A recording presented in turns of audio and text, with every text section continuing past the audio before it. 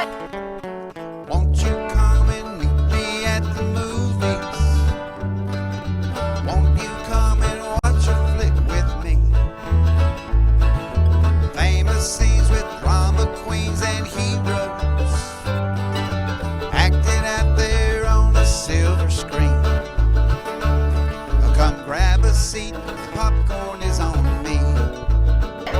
Camera speed. Sound production, take one. Hi there, welcome to Meet Me at the Movies. Noel T, Manning the second here, and I hope you are ready because today we're going to take you on a ride. We've got several interviews, maybe even a few reviews, and maybe just some snippets to get you interested in what you can watch in theaters and on your home screens. Hello and welcome to this Meet Me at the Movies Screen Scene Spotlight. I'm Noel T. Manning II, and director Baz Luhrmann knows how to create visual experiences. You look at Moulin Rouge and there is something captivating about the way that film looks. And then if you look at the biopic of Elvis, the same way, there's something immersive about it. Well, now Baz has gone back to the king with epic Elvis Presley in concert, and he's taken rare footage and audio that's never been seen or heard probably since it was recorded, and he's created something that is beyond a documentary. It's beyond a musical performance. It's something entirely different. It's a cinematic musical poem. Today we're excited to be able to have Baz Luhrmann to talk about this project, why it called to him, and what the heart of the film reveals about the king of rock and roll. Hey, the light's on. I can see you. Hello out there. Hi, this is Noel T. Manning II with Meet Me at the Movies. It's so good to see you, Baz. Thanks. Hey, how are joining us. you? Nice to meet you, man. Hey, man, I really appreciate the opportunity to spend time with you. Epic for me was both a backstage pass and it was a personal invitation to Yeah. serve as a roadie with the king. Yeah. Loved the editing throughout, and especially it grabbed me during that Polk Salad Annie Yeah. segment, Thank you. bringing together the multiple performances and those rehearsals. A perfect take there. Yeah. I'd love for you to talk about when you started working through the footage. Was there a moment that you realized this film was going to be a different kind of experience? Yes, no. We found that actually in these salt mines where they store all negative, thought there'd be a box. It was 65. Peter Jackson helps us bring it back to the quality you're seeing. I mean, then we find an audio tape. Never before heard of him just telling his life story. And then we said, that's it. Let's just get out of the way. Let Elvis come to us and tell his story. And that, I think, is why it's having such an effect on generations. We're seeing, fans taking their children and their grandchildren all going together, and all of them coming out going, I didn't even know who Elvis was. Who is that guy? I love him, you know?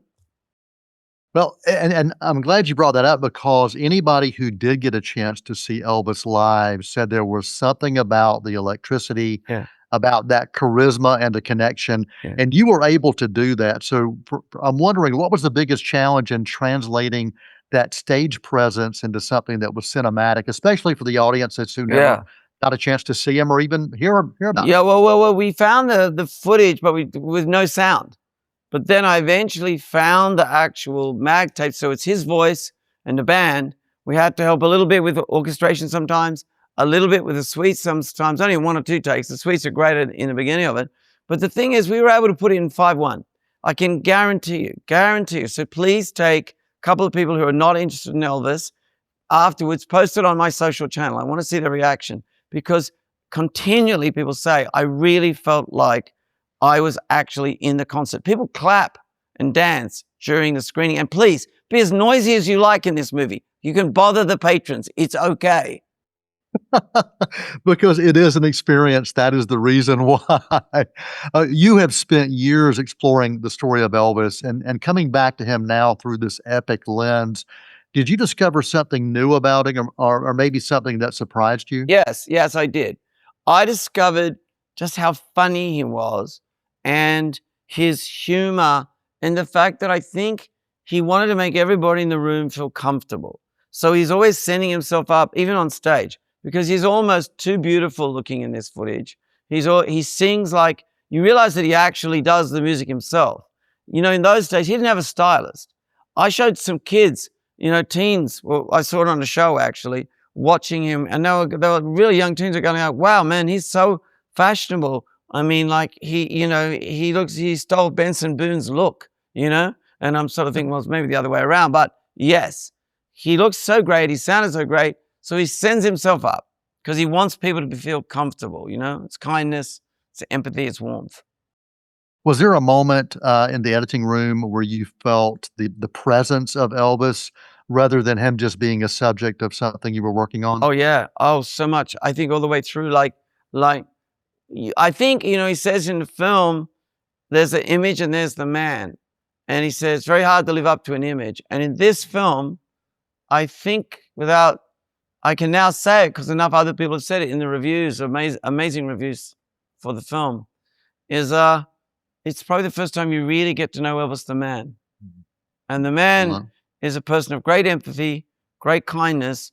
And I think we could do with a bit of that. And he says it, he does it through his song. Look at the songs he sings, you know? We can always do with a little bit of empathy and positivity. And Baz, thanks for bringing us this film. And thanks for what you do. It's great to see you, buddy. Thank you, my friend. Well, let's play the hell out of it, as Elvis says, you know? You can find Epic in theaters now, and this film is not just a look back, it's a feeling, it's an experience, and in Baz Luhrmann's hands, it's also a reminder of why Elvis remains so iconic. It wasn't just what he did on stage, but it was how he made the audiences feel. It's rare for a film to be able to resurrect not just performances, but presence. This one does it. That is the gift of Epic. It offers the presence of the king of rock and roll. Hi, and thank you so much for joining us here on Meet Me in the Movies. This is Thomas Manning, and I've got a conversation I'm really excited to share with you all with Mr. Stephen Lang. He's an actor you'll recognize from a variety of films from his 40-plus year career, from working with directors like Michael Mann and James Cameron, notably on the Avatar films, to taking on stories of real-life heroes like he does in his new film, The Optimist. And this film is about a man named Herbert Heller who survived Auschwitz and then later in life shared his story with thousands. Herbert sadly passed away a few years ago at the age of 92, but his legacy lives on in the people he moved and inspired with his story. And it's very much alive in this film, starring Lang and Elsie Fisher as well, directed by Finn Taylor. So thank you so much to Stephen Lang for sharing his time with us here on Meet Me in the Movies. And I'll pitch us to that conversation now as we discuss The Optimist and the life of Herbert Heller with Stephen Lang. All right. Hey, my name is Thomas Manning with Meet Me in the Movies. Stephen, it's great to meet you. Hello, Thomas Manning. Nice to meet you as well. Absolutely. And I appreciate your time, and I'll head right into it. So I'm curious what you recall about the first time you learned of Herbert's story. Do you have any memories of your first reaction to learning of his life? I was intrigued. I was not altogether surprised or shocked by what he had done and what he had not done. I was not because you know, I've worked over I understand something about guilt, not personal guilt, but I've played it, I've examined it, I've played soldiers who have lived through traumatic experiences and did not want to talk about it. And that essentially, and Herbert lived through, as he put it, he was at the end, he witnessed the end of the world. And he lived through it. And he not only lived through it, he came through it with how do you put it? With a good attitude. You know, I mean, the film could not be more aptly named, and it took a long time to name this film. But The Optimist is what it is, and I like the idea. And I think I respond to this intuitively without putting it into words. But I understand it's very fascinating when optimism can be an act of defiance itself, which is essentially what this young fella did. You know what I mean? He remained firmly positive about life. You know, it's a little bit like when Anne Frank said, despite everything, I still believe that people are good at heart. You know, it's that kind of attitude that I think enabled him to live through such dire circumstances. Very, very beautifully said. And this was your first time working with director Finn Taylor. So, what are some aspects of his style and his voice as a filmmaker that stand out to you as an actor and made him the right person to tell this story? You know, there's a school of Northern California filmmakers who are kind of cussedly independent, I would say. And I think Finn fits into that very well. Around the Bay Area, you know, they go their own way in various. I think Coppola is sort of an example of that himself. You know, even though he's worked studio, there's always been something incredibly independent about Coppola. So there's something in the water or the air up in Northern California that is very, very different than you're going to get down in Hollywood and other places. And that's been his base.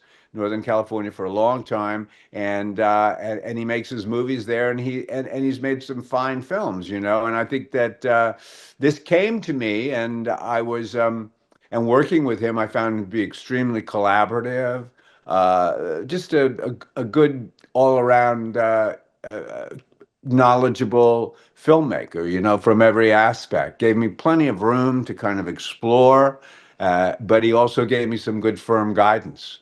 Yeah. And a small aspect of Herbert that I was taken with was his fascination with nature. We see, you know, subtle hints of that multiple times throughout the film. So what did that piece of knowledge about Herbert and his, you know, his fascination directly with nature, what did that give to you as an actor? I think it just contributes to the outlook, you know, to the reason, you know, when one gets up and the first thing one says is, "What a beautiful day this is." And I know in my mind that Herbert did that on many, many occasions. What a glorious, glorious day it is for a walk. That in itself it's part of what defines his nature.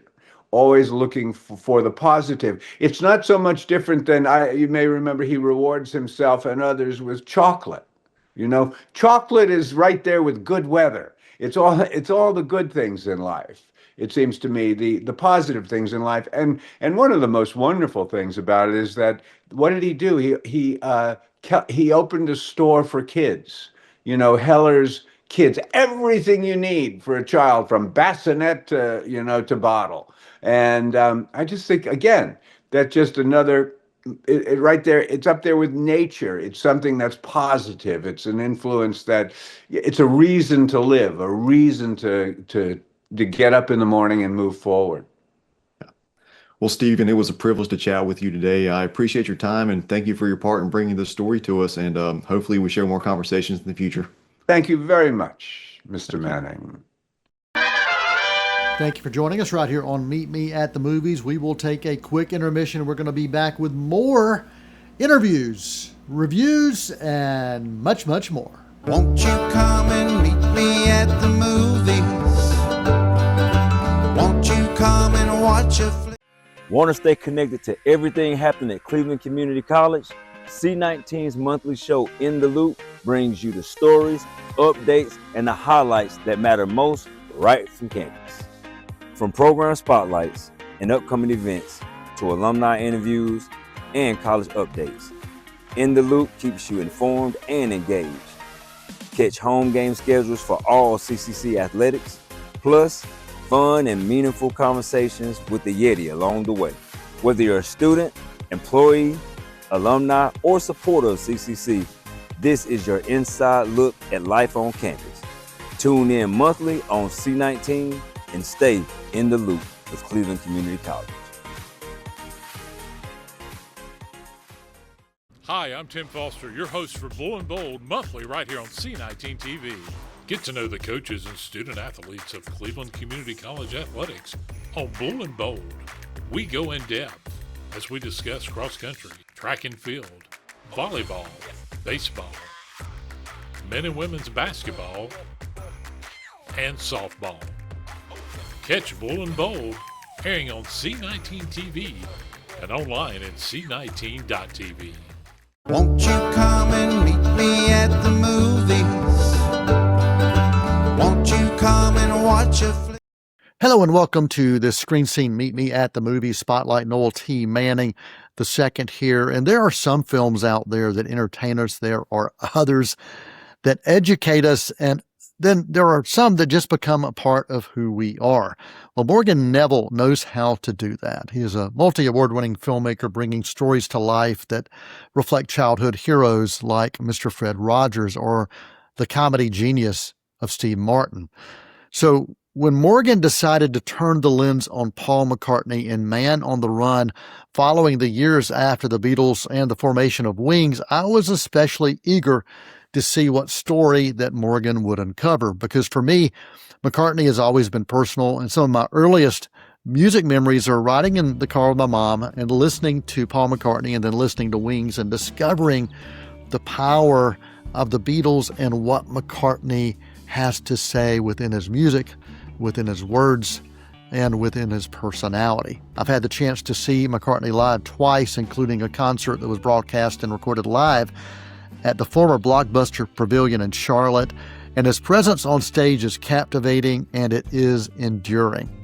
Man on the Run feels both like a time capsule and also a revelation. So today, we're really excited to have Morgan Neville joining us to talk about Man on the Run.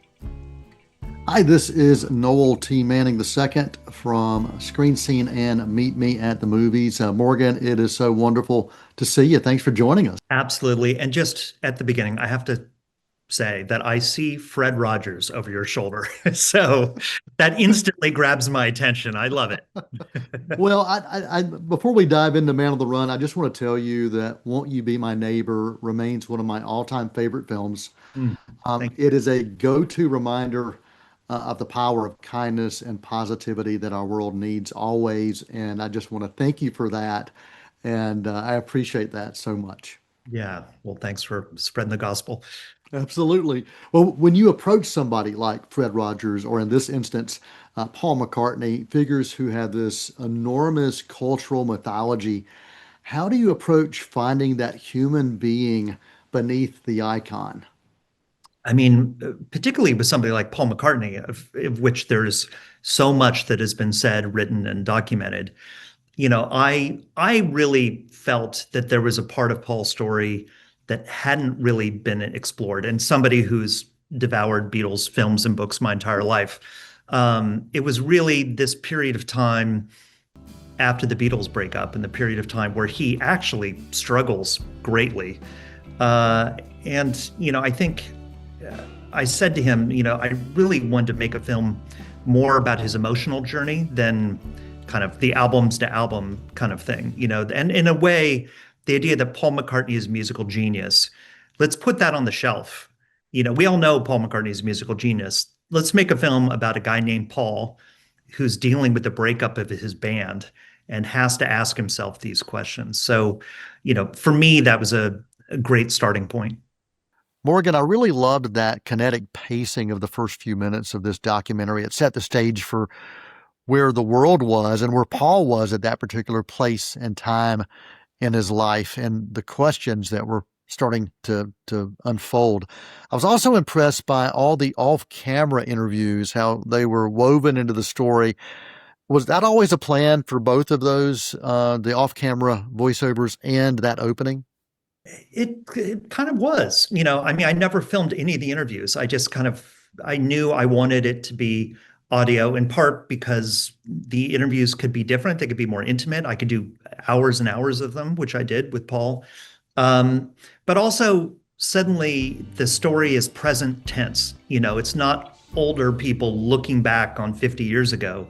You're just kind of in the story of the time and you're never breaking it. You know, you're going through the 1970s. And so that part of it, I really liked. And the opening with the Beatles and opening with the song The End was something I was like, oh, I kind of love that idea of starting with the end. I loved it. I loved it. I loved it. Morgan, as you were conducting the interviews, looking through the research, going through all of these archives, were there things that surprised you? Were there treasures that you found along the way and you said to yourself, I cannot wait to share this with an audience? Oh, so many things. I mean, there were the things that I found in the world, you know, odd news clips, like the clip of him getting busted for having some marijuana plants at his farm in Scotland in the early 70s, just that were so funny, or photos we came across. But Paul's archive itself was pretty incredible. And there was a lot of stuff in there that people hadn't seen. And, it helped that Paul married a photographer, Linda.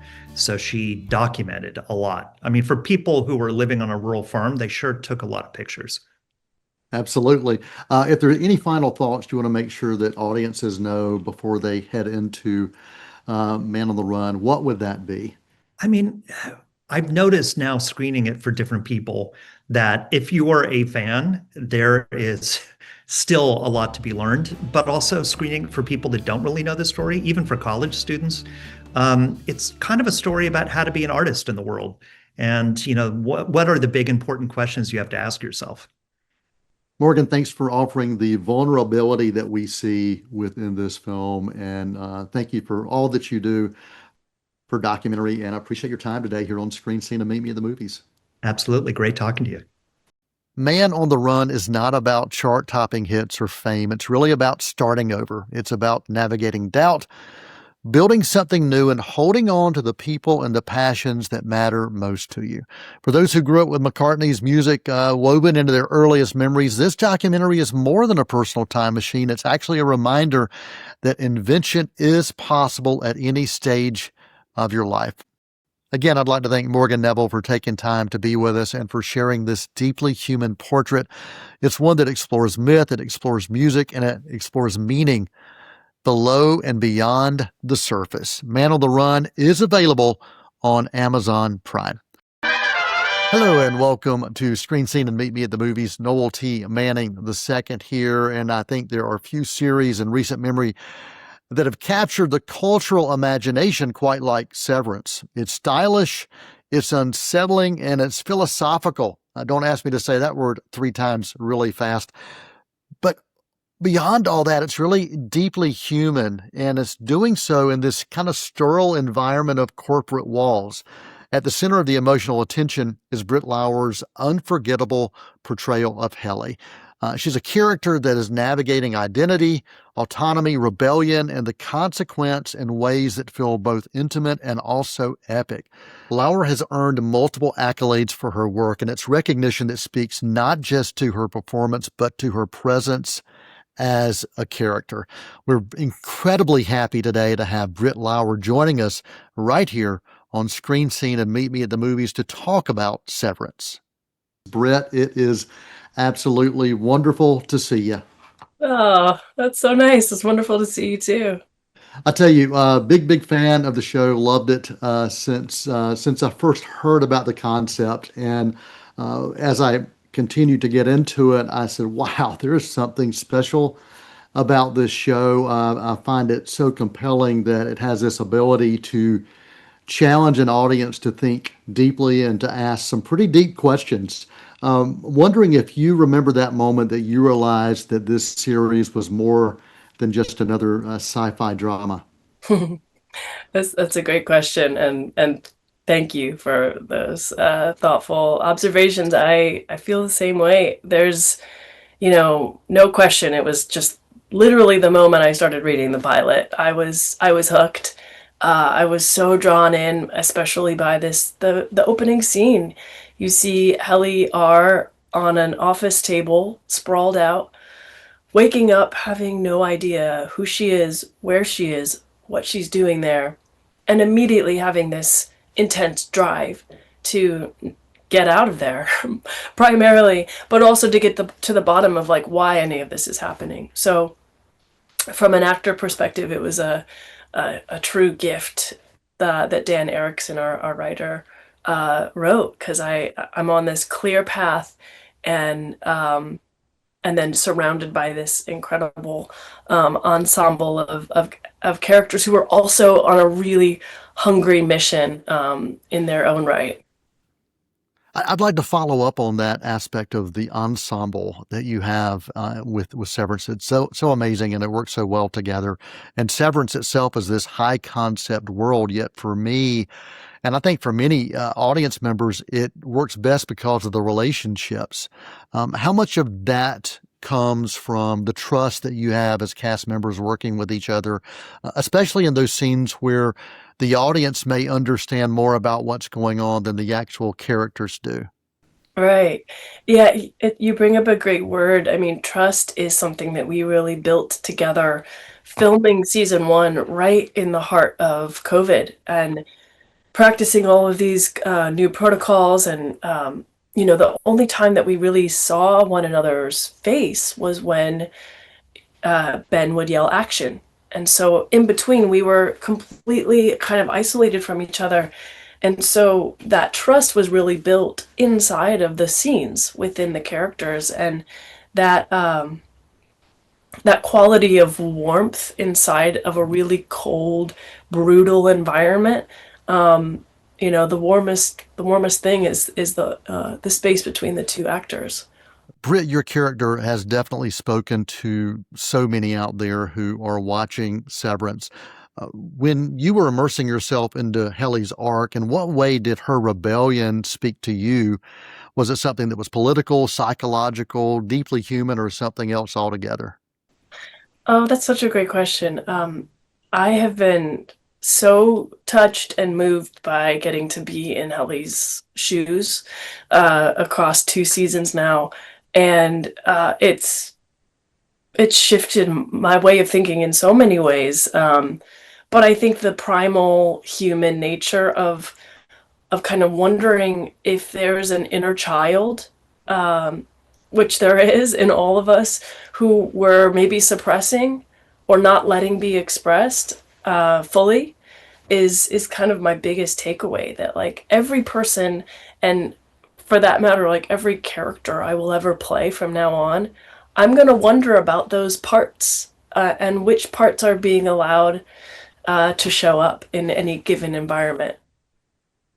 You've been able to get so much awards, love, and attention for your role and also this series itself, including the SAG love that's out there. Does that kind of recognition change the way that you look at the character or the series, or does it just deepen your connection to the work itself?